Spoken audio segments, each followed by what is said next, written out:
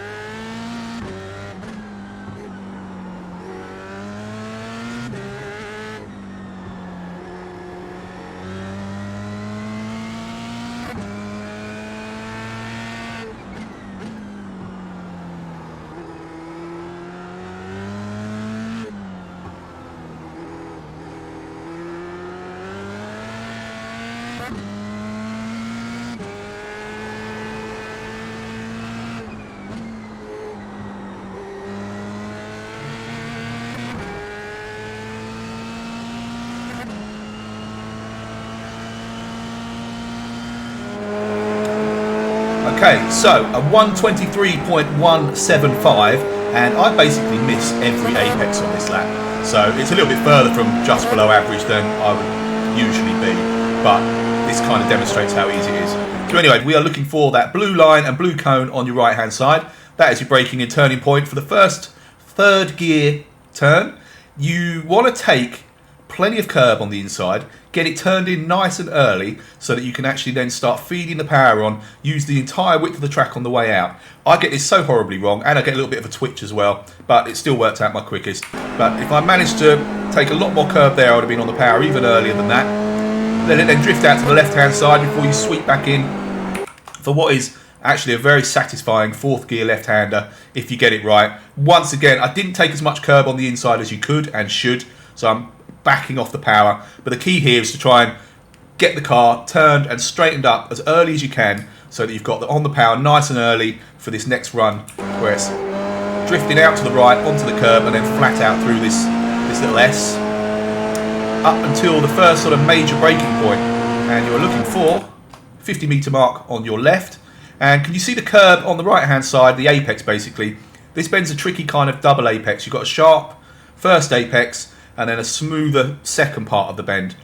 You can go either way. There are multiple lines here.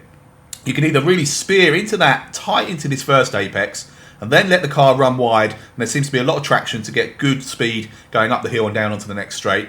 Or a later turn in, ignoring this first apex, then you cut back in tighter into the second part of the bend, tends to reap the same rewards. There wasn't an awful lot in it. This one was neither here nor there, as you're about to see. So I dive in, miss the apex completely. Car runs a little bit wide, but there's so much grip, you start tucking it back over to the right hand side. Now you're up on the straight. Let it drift over to the left. You're gonna look for a little hut on your left hand side. You'll be up into 6th gear, and your braking point is just there. Big hut with a 10 on the side, just before the 50 metre mark. I tend to brake quite a bit earlier than a lot I've seen here, for the purposes of wanting to really hug this next second gear right-hander, which I've also seen people taking first, which does tighten the front end up really nicely, but I find it compromises my exit too much.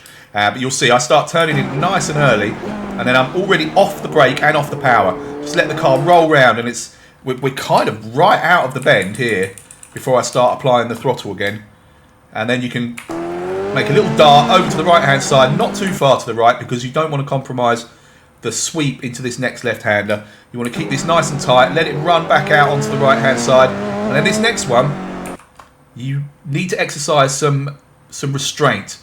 The smoother and almost the slower you go into this bend, the better you're going to be for the next two.